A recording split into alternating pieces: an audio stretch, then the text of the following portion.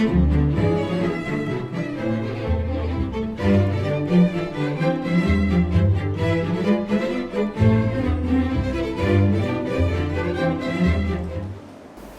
iniciamos este espacio hablando sobre el censo y el cabildo, y para ello voy a presentar a nuestro invitado, al licenciado Teófilo Caballero, cruceño, economista formado en las aulas de la Universidad Gabriel René Moreno, con maestría en finanza corporativa. Ahora es docente de esta prestigiosa universidad, escribe artículos para los periódicos El Deber, El Día, y expresidente del Comité Pro Santa Cruz. Actualmente es parte del equipo técnico del Comité Interinstitucional, impulsor del censo. El censo, licenciado Teófilo, debió realizarse este 2022. Y ya sabemos que entre gallos y medianoche, el gobierno nacional postergó hasta el 2024 sin dar ningún tipo de explicación técnica de esa decisión tan importante como la que ellos tuvieron. Desde esa decisión, en Santa Cruz ya se conformó la Comisión Técnica Interinstitucional por el censo oportuno y transparente. Y hemos desarrollado ya aquí un conjunto de acciones para reclamar nuestro derecho como región. Estamos a pocos días de que se realice nuestro gran cabildo en Santa Cruz para este 30 de septiembre, ya a los pies de nuestro Cristo Redentor, y este espacio lo hemos propuesto para que nuestra gente entienda la importancia del censo, que asista al cabildo y pues tenga la información con la cual pueda decidir las próximas acciones a tomar. Así que partamos con lo siguiente, mi querido licenciado Teófilo.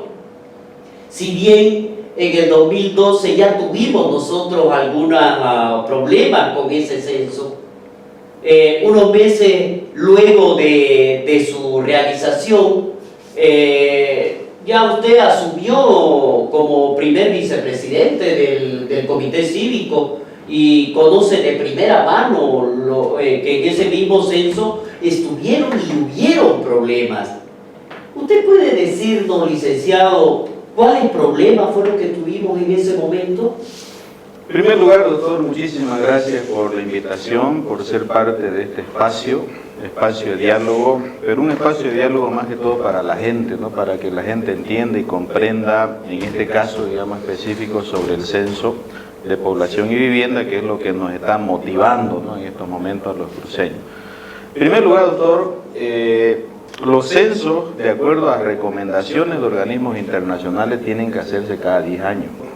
El censo actual debería haberse realizado en noviembre de este año 2022, tal como lo aprobó el decreto supremo que firmó el gobierno en el decreto supremo 4546 en julio del año pasado, ¿no?, donde fijó la fecha para el 16 de noviembre de este año. Entonces, nosotros estamos cumpliendo, si usted quiere, los estándares internacionales que establecen que los censos deberían hacerse en un plazo máximo de una década. O sea, no quiere decir cada 10 años, sino que hay países que lo hacen en 5 años, en 7 años, pero entenderá usted de que países como el nuestro pues no tienen esos recursos necesarios y suficientes como llevar adelante estos censos periódicos. Entonces, nosotros, doctor, tuvimos ya una amarga experiencia en el tema del censo 2012.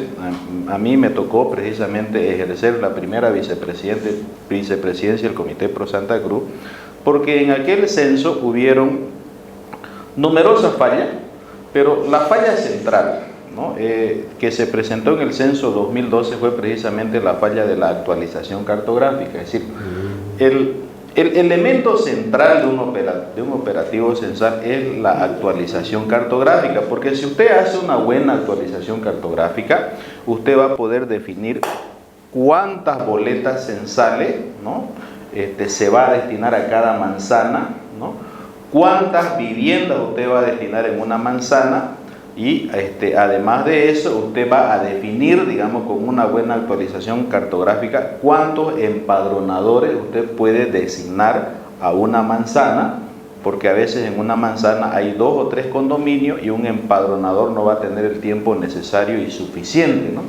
Entonces, la gran falla del 2012, doctor, fue precisamente la actualización cartográfica, que tuvo tremenda falla, y que gracias a esas fallas que se tuvieron, muchos bolivianos no salieron en la radiografía, es decir, no fueron censados, pero sin embargo estos ciudadanos existen y todos los días están demandando bienes públicos a las autoridades electas, están demandando escuelas, están demandando postas sanitarias, están demandando médicos en los hospitales, están demandando que se les pavimente su calle, que le hagan canales de drenaje, pero esta gente, por esa falla cartográfica, no aparecieron en el censo.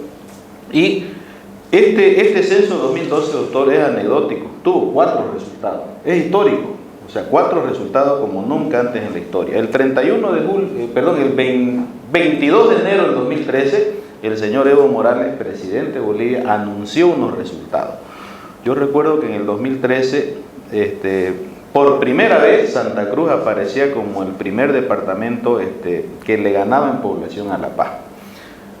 Pero el 31 de julio de ese año, el 2013, la ministra de Planificación, la señora Viviana Caro, salió con otro resultado y entonces ahí otra vez La Paz, digamos, asumió el primer puesto en tema de población y Santa Cruz pasó al segundo lugar. Pero no quedó ahí. Al siguiente año, en el 2014, tuvimos otros 2 resultados más. Y entonces eso demuestra, digamos, la falta de responsabilidad que tuvo el gobierno en este tema del censo, porque se estima que en el caso de Santa Cruz, por ejemplo, no fueron empadronados cerca de 350.000 personas en el 2012. O sea, estas 350.000 personas, doctor, han desaparecido para siempre de las estadísticas. Pero esas 350.000 personas existen y son personas que le demandan bienes públicos, ¿no? Que tienen un conjunto de necesidades y que precisamente el censo, ¿no? Un censo bien hecho permite reponer, digamos, estos problemas en el campo económico y también, digamos, en la cuestión de la redistribución de caña. Bien. Si bien ya sabemos, licenciado, que en el 2012 ya existían los problemas de cartografía y, como usted lo explicaba bien claramente, ¿no? Se tuvo distintos resultados que afectaron a las regiones, principalmente a Santa Cruz, con esos 4 resultados. Pero cómo es que 10 años después, y siendo casi todos los mismos personajes que los que estaban encargados de la realización de ese censo, no se resolvieron estos temas. A ver, mire, doctor, el gobierno aprobó el decreto 4546 en julio del año 2021, fijando la fecha para el 16 de noviembre de este año, que estaba bien, digamos, eran 18 meses de anticipación, ¿no?, para el operativo censal, que es un tiempo prudente y pertinente, porque se supone pues que el INE se dedica a eso, y los funcionarios del INE, ese es su trabajo, como su trabajo de ustedes ejercer la medicina y atender pacientes. Entonces, la función del INE es hacer estos trabajos. Y aparte ellos han tenido una década para preparar el operativo censal. Fue por esa razón, doctor, que debido a que ya habían transcurrido cerca de 7 meses, estamos hablando de enero de este año, y no se conocía a ciencia cierta cuál era el grado de avance que había tenido el operativo censal. Y por ejemplo, yo recuerdo que el rector de la Universidad Autónoma, Gabriel René Moreno, el licenciado Vicente Colla, nos convocó a un equipo de docentes que conocemos algo y que tenemos experiencia en operativo censal el 16 de febrero de este año, y se envió la primera carta al INE solicitándole información sobre el avance del cronograma de actividades, ¿no?, para ver cuáles actividades estaban en curso, cuáles habían sido actividades ejecutadas y cuáles eran las actividades por comenzar. Y a partir de ahí empezó este vía crucis, ¿no? Hasta hoy, digamos, ¿no? Porque desgraciadamente el censo de población, que debe ser una de las políticas de Estado más transparentes, porque todos somos el censo, porque todos vamos a participar del censo. Algunos, por ejemplo, 325.000 personas van a ser las encargadas del empadronamiento, de la coordinación, pero somos 12 millones de personas que somos las que le vamos a entregar esa información al INE. Entonces, por eso el censo debería ser una de las políticas de Estado más transparentes, pero paradójicamente se lo ha manejado esto como secreto de Estado, y por eso es que se arma una comisión interinstitucional de la que es parte el Colegio Médico. Fíjese, hemos realizado 10 reuniones de comisión interinstitucional en los últimos meses, hemos realizado 3 cumbres departamentales con participación de más de 350 instituciones, y tenemos un cabildo fijado para el 30 de septiembre exigiendo que el gobierno transparente la información. O sea, fíjese, yo creo que debemos ser uno de los pocos países en el mundo donde sus instituciones representativas le están exigiendo al gobierno transparencia, cuando la transparencia de un operativo censal debería ser una política de Estado, ¿no es cierto? Porque aquí no hay nada que esconder. O sea, el censo tiene que ser lo más transparente, porque, doctor, todos somos el censo. Directa o indirectamente nosotros vamos a participar en el censo. Así es, licenciado. Si bien entonces el censo se tendría que haber realizado el 2022, según el decreto supremo que salió a finales del 21, que es el 4546. Entonces, ¿y cuál es entonces, cree usted, qué fue lo que pasó para que el gobierno se retrate y postergara esta realización del censo? A ver, el argumento que utilizó el gobierno fue de que convocó al Consejo Nacional de Autonomía, que es un ente que ha sido creado conforme a la Ley Marco de Autonomía, pero que el Consejo Nacional de Autonomía lo que tiene que hacer es el tratamiento, el pacto fiscal. O sea, para eso está establecido en ley. El Consejo Nacional de Autonomía no ha sido creado para postergar censo. Y entonces el gobierno, el 12 de marzo, se reúne con los 29 miembros del Consejo Nacional de Autonomía, en la que participan los 9 gobernadores de los departamentos de Bolivia, y entonces, libre de cuerpo, salen y dicen, por pedido de los 8 gobernadores que estuvieron presentes, entonces lo hemos postergado el censo, ¿no es cierto?, porque nos han pedido ellos para junio 2024. Pero cuando vino la avalancha de críticas a ese argumento del gobierno, porque primero el Consejo Nacional de Autonomía no tiene potestad para postergar censo, y segundo, los gobernadores tampoco tienen tuición para pedir, porque, o sea, doctor, las leyes no es que se piden acá, que las leyes se cumplen, no es que porque me pidió yo voy a modificar la ley.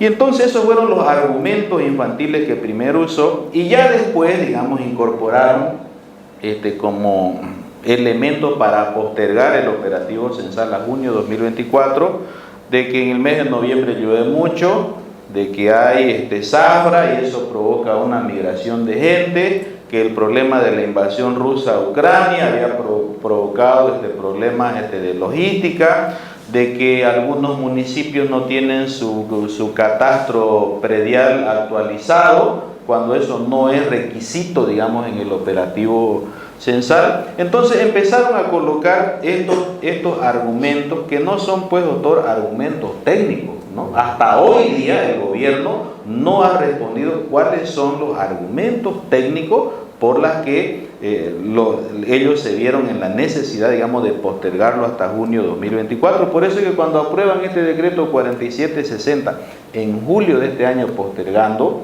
¿no?, a junio del 2024, es ahí cuando se llama precisamente a la primera cumbre, si usted se recuerda, sí. Y ahí se determina un paro de 24 horas, se convoca una segunda cumbre en Santa Cruz y se determina un paro de 48 horas, porque nunca nosotros hemos recibido, digamos, hasta hoy día, doctor, nosotros no sabemos cuál es el porcentaje que tienen ellos, digamos, de adelanto en las diferentes etapas del procedimiento censal, o cuál es el porcentaje de ejecución presupuestaria, porque recuerde usted de que el censo vale 68 millones de dólares y el 97% está financiado por la cooperación internacional, ¿no es cierto?, por el Banco Interamericano de Desarrollo, y por el Fondo de la Cuenca del Plata, el FONPLATA, y entonces tampoco no sabemos nosotros cuánto de plata se ha ejecutado.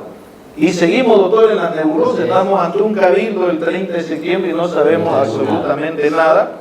Hay pendiente, doctor, una mesa técnica que quedó pendiente de acuerdo a la reunión que se tuvo el 15 de agosto en el edificio de YPFB, cuando en ese día, esa noche, nos secuestraron los celulares, nos quitaron las laptops, no nos dejaron filmar, digamos, ¿no? Y entonces en esa cumbre, en esa reunión que tuvimos, el primer acercamiento que tuvimos con el INE y el Ministerio de Planificación, ahí se estableció de que para definir la fecha del censo íbamos a ir a una mesa técnica, porque nosotros creemos, ¿no?, y sostenemos de que el censo se puede realizar en junio de 2023 y el gobierno tiene su propuesta de hacerlo el censo en junio de 2024, pero en esa mesa técnica, de acuerdo a la discusión técnica, porque hay que entender que el censo tiene un procedimiento eminentemente técnico, pero también el censo tiene connotaciones políticas, porque detrás del censo hay distribución de plata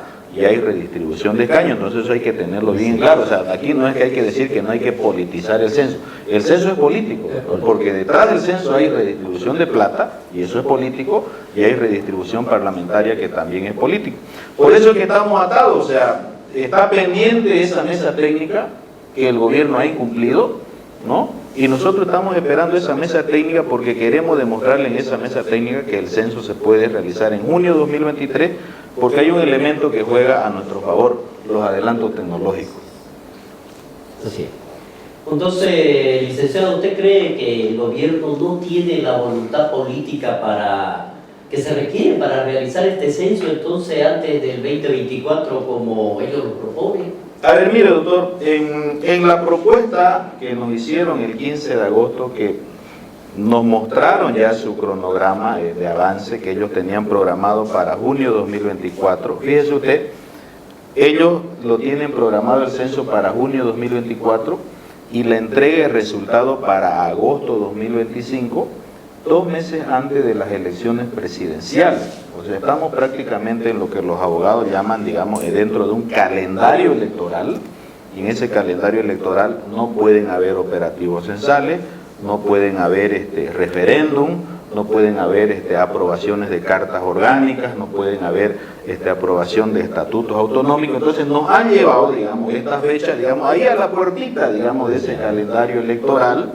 ¿no? Ahí se nota, digamos, la intencionalidad del gobierno que tiene, ¿no? Porque, doctor, si el censo quedamos al final que se realice en junio de 2024, no lo van a hacer en junio de 2024, porque el gobierno va a decir nomás que sea el otro gobierno que se elija en el 2025 que se haga cargo de este problema. Entonces, esa es la vega, doctor. O sea, técnicamente nosotros sostenemos que lo podemos hacer en junio de 2023 porque juegan a nuestro favor los adelantos tecnológicos. Yo a usted, extracámara, le comentaba de que cuando tuvimos ese encuentro del 15 de agosto en el edificio YPFB, ellos señalaron que la actualización cartográfica la extendían hasta noviembre de 2023, cuando nosotros sostenemos que se puede concluir hasta enero de 2023. ¿Por qué? Por las cuestiones tecnológicas.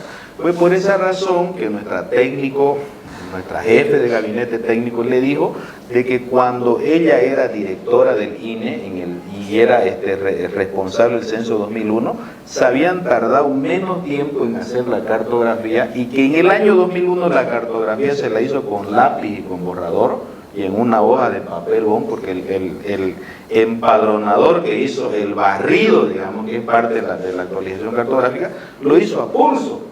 ¿Y cómo puede ser ahora, digamos, que destinen ellos más tiempo cuando tenemos todos los adelantos tecnológicos, tenemos las fotos satelitales, tenemos los drones, ¿no? Y además hay municipios que, como el de Santa Cruz de la Sierra, por ejemplo, que ya tiene su catastro urbano actualizado, que tranquilamente le sirve como insumo de trabajo, ¿no es cierto?, para la cartografía. Entonces, lo que nosotros vemos, doctor, es que no hay la voluntad política del gobierno de llevar adelante este operativo censal, y Intencionalmente lo han postergado para junio 2024, en postrimería a ese calendario electoral que empieza más o menos en agosto 2024 y termina en mayo 2026. ¿Por qué?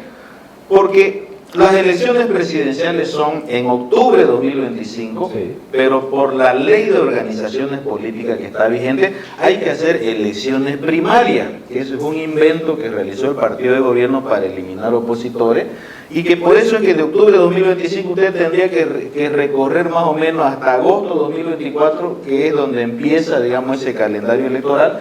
Se extiende hasta mayo de 2026, porque en mayo de 2026 vamos a elegir alcalde y gobernador en mayo de 2026, y si es que el censo se realizara, así como lo plantea el gobierno, en junio de 2024, la cuestión de la redistribución de recursos recién se incorporaría en el presupuesto general del Estado del 2027, y la redistribución de escaños recién entraría en vigencia para las elecciones presidenciales del año 2030. Eso, doctor, lo hemos explicado, el equipo técnico lo ha explicado claramente en la propuesta técnica que ha presentado el equipo técnico, ¿no es cierto?, al INE, donde hay las justificaciones técnicas de que podemos hacer el censo en junio de 2023, y también hemos presentado las justificaciones jurídicas del peligro de postergar el censo, como lo plantea el gobierno, hasta junio de 2024. Y él dice, entonces vamos a partir de la buena fe y supongamos que tuvieron problemas técnicos, aún no resueltos, pero plantear como nueva fecha 2 años más, eso es inaceptable, es absolutamente inaceptable, ¿no? Que no podamos y no podemos aceptarlo, valga la redundancia, y simplemente callarnos y esperar. Le hago la pregunta acá. ¿Cree que hay una razón distinta a la técnica, la razón técnica que alude el gobierno nacional que busque postergar el censo hasta el 2024? Y le hago esta pregunta porque las respuestas esquivas del gobierno nacional nos hacen pensar en varios argumentos distintos a los económicos y estrictamente técnicos, por los cuales postergan el censo. Por ejemplo, necesidad del centralismo, de no querer perder el control de los recursos, de mantener el centralismo, el control de la distribución de los mismos, hacer arbitraria la distribución de los ingresos extraordinarios al presupuesto, e incluso no aumentar la representación parlamentaria en los departamentos que no son afines, ¿no?, al partido de gobierno. Es decir, estaría tratando de aludir todo ello y esquivar esto. Mucho de eso de lo que usted plantea, doctor, es verdad. Primero, tenemos que ser conscientes que nosotros estamos ante un gobierno que tiene una vocación centralista en la cuestión económica. Eso está demostrado en el presupuesto general de la Nación, donde el 91% del presupuesto general del Estado está en manos del gobierno central, y apenas un 9% está en manos de los 9 departamentos de Bolivia. Entonces ahí usted ve una vocación total y absolutamente centralista. Y aparte estamos también frente a un gobierno que se caracteriza porque estamos ante un gobierno que intenta, digamos, el acaparamiento político, digamos, ¿no?, la toma de las instituciones, ¿no es cierto?, de las alcaldías, de las gobernaciones, para subordinarla a sus intereses, porque es paradójico, ¿no? O sea, más bien los alcaldes que son partidarios a la línea del gobierno más bien deberían ser favorecidos, digamos, ¿no?, con recursos, pero son los más perjudicados, precisamente para eso los cooptan, digamos, ¿no? Y entonces Santa Cruz es un departamento, pues, que por historia, ¿no?, hemos sido rebeldes, porque la marginalidad, digamos, ¿no?, y el hecho de que este pueblo se encontró durante siglos, digamos, abandonado, ¿no es cierto? Entonces eso ha hecho de que tengamos esa vocación rebelde, como en este caso, ¿no?, que somos, digamos, el departamento que está liderizando la protesta, mejor dicho, ¿no?, por el censo de población. Entonces hay que entender que estamos frente a ese contexto de un gobierno centralista, cuando nosotros tenemos otra vocación, una vocación más democrática, una vocación más participativa, porque la gente tiene que entender que el censo no es que beneficia a Santa Cruz, el censo es un beneficio para todos los bolivianos. Doctor, hay 256 municipios en Bolivia que tienen menos de 20.000 habitantes y estos municipios se están vaciando. La gente está saliendo de esos municipios del campo, viniéndose a los ejes centrales, ocasionando los problemas que ya conocemos, los saturamientos en los hospitales, la falta de colegios públicos, y el censo nos va a permitir detectar estas cosas. No hay en la historia de los pueblos, doctor, un mecanismo que nos permita obtener información tan rica como los operativos censales. Y entonces no es que el censo beneficie a Santa Cruz, sino que también nos va a permitir detectar cuáles son las falencias de estos municipios que están perdiendo gente, que están perdiendo habitantes, que se van a convertir en municipios fantasmas con el desarrollo del tiempo, porque creo que si nosotros detectamos la falla a través del operativo censal, tenemos que delinear políticas de Estado para evitar, digamos, ese vaciamiento y que no nos quedemos después con ciudades fantasmas, con ciudades abandonadas y con concentración de gente en capitales de los departamentos, ¿no? Con los consecuentes problemas, digamos, de falta de bienes públicos, de salud, de educación, de seguridad ciudadana, que es lo que precisamente que están, digamos, afrontando capitales del departamento, incluido Santa Cruz de la Sierra. Bien, entonces, desde la comisión técnica de la cual usted forma parte, ya han estudiado diferentes y distintas opciones, ¿no es verdad?, para la realización del censo en una fecha que no afecte tanto los recursos de las regiones, y entiendo, ¿no?, que ya es posible realizarlo en la fecha en la que debió hacerse, el 2022 propusimos que el censo se realice para el primer semestre del 2023 para darle tiempo a estos problemas técnicos de los cuales ya se han comentado. Y generamos una serie de pasos que deberían cumplirse, ¿no es verdad?, para que se entienda que sí es posible ejecutarlo en esa fecha y no como propone el gobierno. Ya usted lo explicó claramente, que es posible realizar el censo el 2023 como ya se ha propuesto, ¿no es verdad? ¿Cuáles serían las grandes cosas o fases que se deberían resolver para poderlo hacer en esta fecha, licenciado? Lo único que nosotros observamos, doctor, es la falta de voluntad política del gobierno, ¿no?, que está trabajando a media o por debajo, digamos, de a media, digamos, ¿no? Eso es lo que nosotros sentimos, porque hasta ahora no hay información oficial. Usted se habrá dado cuenta que no hay un interlocutor válido. El INE no habla, el INE no dice nada. El señor Humberto Arandia, director del INE, prácticamente es un director fantasma, ¿no? Que muy pocas veces, yo estoy seguro que ni usted lo ha visto en la televisión, digamos, en los últimos 3 meses. Y eso es lo patético, digamos, ¿no?, que los portavoces del INE son los políticos, digamos, ¿no?, y de repente los políticos pues no han trabajado en operativos censales, por tanto no le entienden. Yo soy economista, no puedo ser médico, yo no puedo dar una opinión médica porque no es mi formación, digamos, ¿no?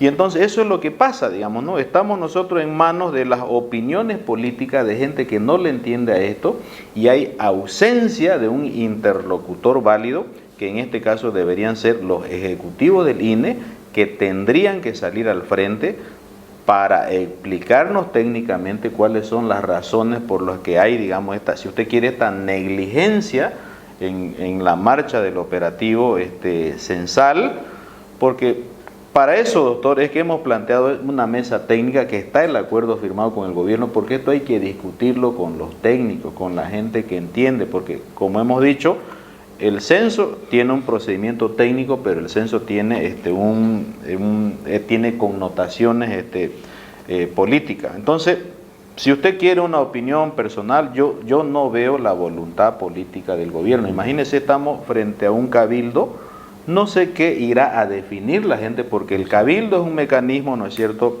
de diálogo, de apertura que hacen las instituciones a la sociedad civil para escuchar qué es lo que quiere la gente. No hay nada más democrático, doctor, que los cabildos, porque los cabildos es la expresión de la gente, es la voz del ciudadano, y no sabemos qué medidas van a querer que tomemos, ¿no es cierto?, los ciudadanos, ¿no? Y que eso debería interesarle al gobierno, porque esto puede tener trascendencias económicas, trascendencia política, pero nosotros no observamos, digamos, una especie de grado de apertura, o por lo menos, digamos, ¿no?, una especie de apertura para el diálogo, porque no hay diálogo, doctor, en este tema, desgraciadamente. Sí es. Entonces, ¿usted cree que el INE debería trabajar solo o debería recibir ayuda, ya sea de las instituciones, de las universidades, del país, ¿no?, para llevar este censo que es tan importante, no solamente para la región de Santa Cruz, es tan importante para todo Bolivia? Entonces, ¿usted cree que debería el INE trabajar solo o debería aceptar la ayuda de las universidades o otras instituciones? En los operativos censales, doctor, que se hicieron en el año 2001 y en el año 2012, bajo este mismo gobierno, ya se crearon los que se llamaban los comités departamentales impulsores del censo. Por ejemplo, en el año 2012, el presidente del comité impulsor del censo 2012 fue el gobernador de Santa Cruz. Y era el gobernador de Santa Cruz que reunía a toda la institucionalidad cruceña. Yo en esa época fui delegado por el Comité Pro Santa Cruz a este comité impulsor, porque el INE no puede hacer el censo solo. Si bien es cierto, la Constitución le da la competencia privativa de llevarlo adelante, pero el INE necesita de todos, necesita de todas las instituciones. Por eso es que cuando el rector de la universidad, en la infinidad de cartas que le mandó al INE, le ponía la universidad a su disposición, le ponía su infraestructura en las 14 provincias, le ofrecía los vehículos de la universidad, le ofrecía los 85,000 empadronadores que vamos a necesitar en el operativo censal, ¿no? Y también le ofrecía logística, porque, ¿sabe qué, doctor? Al INE hay que colaborarlo y hay que ayudarlo, porque todos vamos a salir ganando con el operativo censal. El INE no puede hacerlo todo. El INE a lo mejor definirá, digamos, el cronograma o el proceso de planificación, que es algo técnico, pero que después el INE necesita del apoyo de toda la institucionalidad y necesita el apoyo de la gente, porque es la gente la que le va a abrir su puerta para que entre el empadronador, y esa gente tendrá, ¿no es cierto?, que transmitirle, ¿no es cierto?, todas las inquietudes, ¿no?, o todas las preguntas que le haga el empadronador.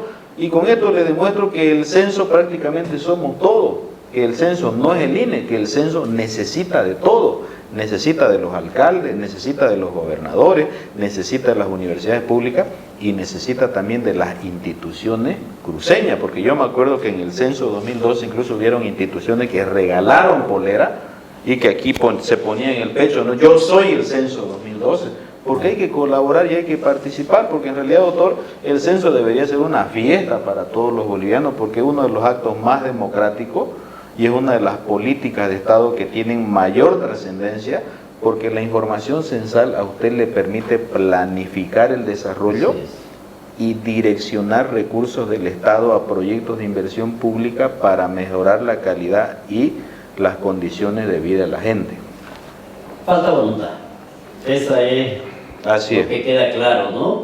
El cruceño de a pie quizás no entiende mucho de los argumentos técnicos, o incluso no, muchos piensan que esto es una pelea de políticos.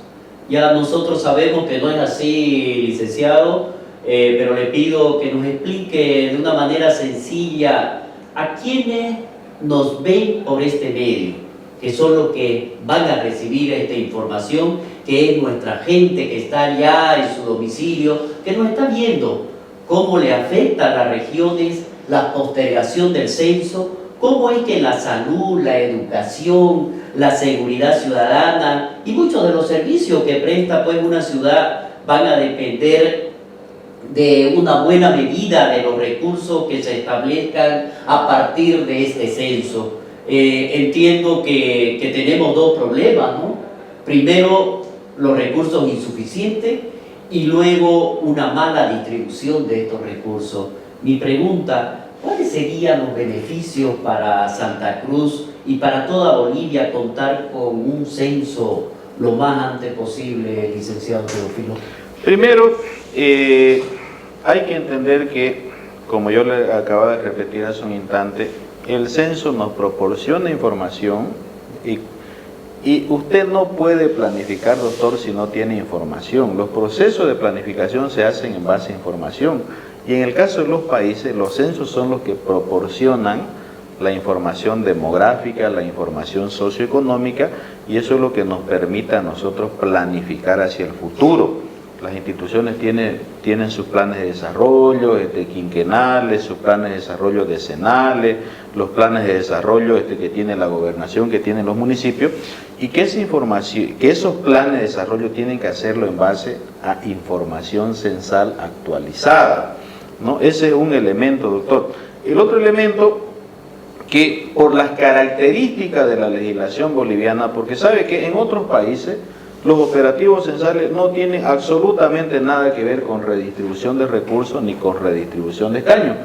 Es en el caso boliviano, ¿no?, por una cuestión de legislación, digamos, ¿no?, que se aprobó de que, por ejemplo, de que una parte de los impuestos se entrega a los municipios, se entrega a las universidades públicas en función a los resultados del último censo de población y vivienda, o que, por ejemplo, la Cámara Baja o la Cámara de Diputados, ¿no es cierto?, se altere en base a circunscripciones uninominales de acuerdo, ¿no es cierto?, a los operativos censales.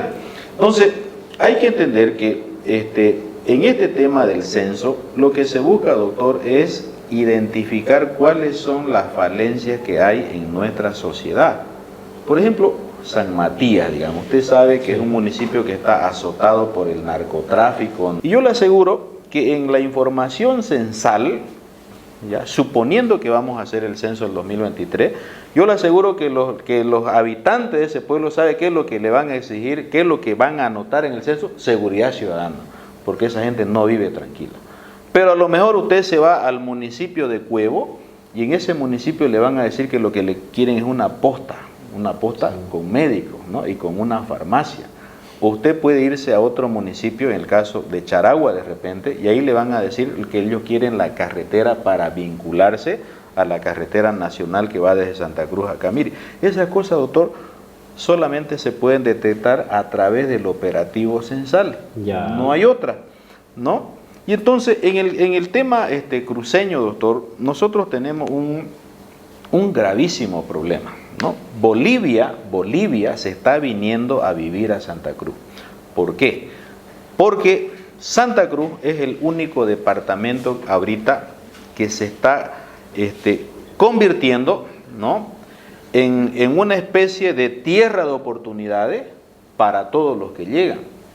¿Por qué se vienen los orureños, los potosinos, los pandinos a Santa Cruz? Porque en su lugar de origen no hay perspectivas para el progreso personal.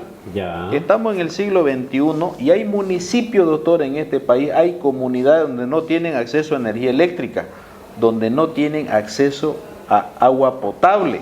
Ya. Y en ese sentido el departamento de Santa Cruz tiene una cobertura del 98% de energía eléctrica y tiene una cobertura de casi el 97% de agua potable, que son servicios básicos indispensables para la vida de una persona. Entonces, por esas cosas emigra la gente, doctor, ¿no? Y para nosotros esto trae consecuencias en el sentido de que los bienes públicos que nos entregan nuestras autoridades electas a veces no alcanzan ni para nosotros, ya. Entonces mucho más, digamos, para la gente que está llegando. Nosotros tenemos, doctor, y usted lo sabe bien como médico, 5 hospitales de tercer nivel, ¿no? Pero eso, el último hospital de tercer nivel, por ejemplo, que fue entregado, que fue el hospital japonés hace 30 y tantos años, descontando, digamos, el hospital Oscar Urenda, que creo que está funcionando al 20 o al 30% de su capacidad instalada. Pero en el departamento de Santa Cruz nosotros necesitamos por lo menos 12 hospitales de tercer nivel para paliar en algo. Y entonces el censo, ¿no?, cuando los cruceños seamos bien contados, va a hacer de que nuestras autoridades electas reciban más recursos económicos y esos recursos económicos pues tienen que volcarlos, ¿no es cierto?, a la construcción de bienes públicos, fundamentalmente bienes públicos que están en el campo de la salud y de la educación. Nos faltan postas, nos faltan hospitales, nos faltan médicos, ¿no? Y aparte nos faltan escuelas y nos faltan colegios en los diferentes distritos de la ciudad y también en los municipios del departamento. Muy bien, licenciado. Entonces, con todo este panorama, usted nos explica que, por supuesto, nos llama mucho la atención acá que existen instituciones que se van a beneficiar más que otra, como en este caso, por ejemplo, hablar de la alcaldía, que sería la más beneficiada. Así es. Ya, entonces, desde ese marco global que podemos nosotros considerarlo. Una pregunta que le quiero hacer ya para ir ya finalizando nuestra entrevista, licenciado. ¿No se afectan los planes de programas y servicios, en este caso, que presta la alcaldía de Santa Cruz de la Sierra con la no realización del censo? Yo le decía, doctor, hace un instante que todos los planes de desarrollo, los planes quinquenales, los planes decenales se hacen sobre la base de información y la información sale del operativo censal. Usted no puede planificar si no tiene información actualizada. Por supuesto, pues que todos los municipios en Bolivia, incluido Santa Cruz de la Sierra, que es el municipio más grande de Bolivia, ¿no? Porque después está el municipio de la Ciudad del Alto, deben ser los más interesados en llevar adelante el operativo censal. Sí. Por el hecho de tener más habitantes, le corresponde, digamos, una mayor coparticipación en los ingresos de los impuestos, y segundo, por el hecho de que tienen ellos que satisfacer necesidades e inquietudes de la gente. ¿Qué le puede decir el alcalde, digamos, no sé, a lo mejor en el distrito 9, que le pidan un hospital de primero o un hospital de segundo nivel si no tiene los recursos? Sí, ¿no? Sí. Entonces, las alcaldías deberían ser las que deberían estar al frente, ¿no es cierto?, para que se realice el censo del año 2023. Yo en ese aspecto, doctor, le tomo la palabra al presidente del Consejo Municipal, el doctor Israel Alcócer, cuando este 22 de septiembre, en el acto de las efemérides de Santa Cruz, él fue claro y contundente en plantearle al presidente de Bolivia, estaba el presidente de Bolivia en la testera y le planteó de que el censo tiene que realizarse en el 2023. Yo le tomo la palabra a él, digamos, ¿no?, independientemente de lo que diga o de la posición que pueda tener el alcalde. El censo, doctor, en resumen, es para los pobres, para la gente más necesitada, porque a lo mejor usted o yo podemos ir a un centro de atención privado, podemos tener un seguro privado, o tenemos el privilegio de repente de mandar a nuestro hijo a un colegio particular, pero la gente de los barrios, ¿no?, que no tiene esa posibilidad, es esa gente precisamente la que sufre la escasez de bienes públicos. Y entonces el censo es fundamentalmente para ellos, ¿no? Porque es a ellos lo que se los va a identificar en el censo y se va a identificar esas necesidades que tiene la gente más necesitada. Bien, dije yo empezando el programa, licenciado, que el 30 de septiembre se va a realizar un gran cabildo en Santa Cruz. Creo que ese va a ser el espacio ideal para involucrar a todos los ciudadanos, ¿no?, que en un problema que es de todo, y que ese sea el espacio para la toma de grandes decisiones de esta lucha que estamos librando, porque ya es una lucha de frente, Allí deben ser consultados sobre las futuras decisiones, ¿no? Y quien lo debe decidir es nuestra gente. Yo particularmente pienso eso, quien debe decidir es nuestra gente en ese momento, porque si nosotros vamos a hacer un poquito de historia, ya para hablar un poquito del cabildo, ya para ir cerrándolo, nuestras grandes luchas y movimientos regionales pues fueron a través de los cabildos, ¿no? Y es más, Santa Cruz de la Sierra nace con un cabildo. Entonces nuestra constitución política del Estado ya establece que es una forma de democracia directa, es el cabildo. Usted lo manifestó al inicio del programa,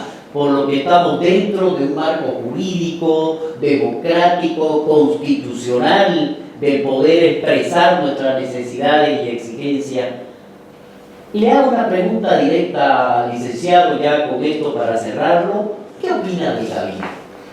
El cabildo, doctor, son palestras, ¿no? Son mecanismos que permiten, ¿no es cierto?, que el ciudadano de a pie se pronuncie, que sus instituciones lo escuchen. Como usted bien decía, nosotros, Santa Cruz de la Sierra, hemos nacido a través de un cabildo, ¿no? El cabildo de la independencia. Y todos los grandes o los pocos avances que ha habido de democratización política, como la elección de alcalde, la elección de los prefectos, hoy llamados gobernadores, o la poca distribución económica que ha habido en este país, lo hemos logrado a través de cabildos y lo hemos hecho a los pies del Cristo, digamos, ¿no?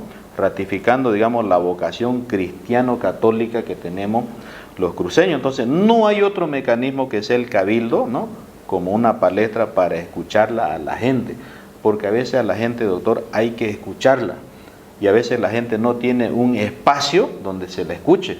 Y por eso es el cabildo del 30 de septiembre, entonces escuchémosla a la gente, o sea, ¿qué es lo que quiere la gente?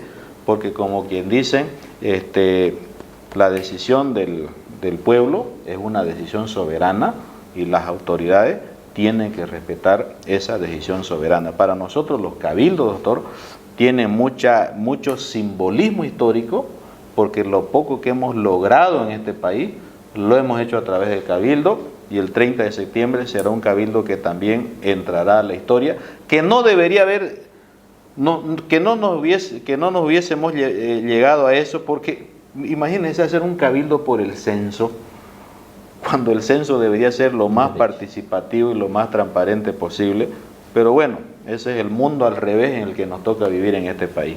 Bien, ya lo escuchamos al licenciado Teófilo. Hacemos un llamado a nuestra población en general para que podamos asistir al cabildo, podamos manifestarnos de una manera libre, sincera y honesta cuáles son las necesidades, conocer cuáles son las necesidades y por qué nos va a beneficiar un censo.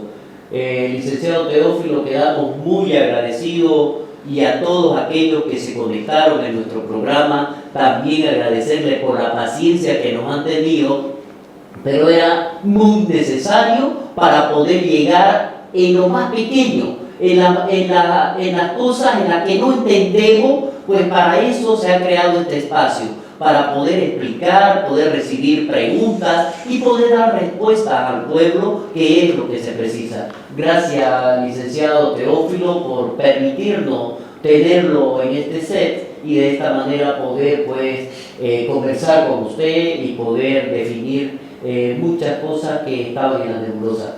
Yo más bien le agradezco a usted, al Colegio Médico, por involucrarse, ¿no?, en aspectos que atañen a la sociedad civil, porque a lo mejor ustedes como gremio médico, digamos, deberían centrarse en sus cosas, digamos, ¿no?, en su rama, pero que ustedes en ese marco de vocación de servicio que tienen, ustedes se están involucrando, digamos, en este tema que nos atañe a todos.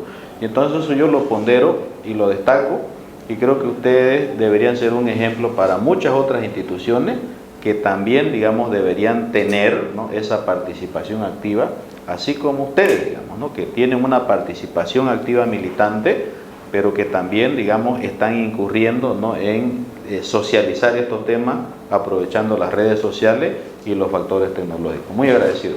Gracias. Gracias.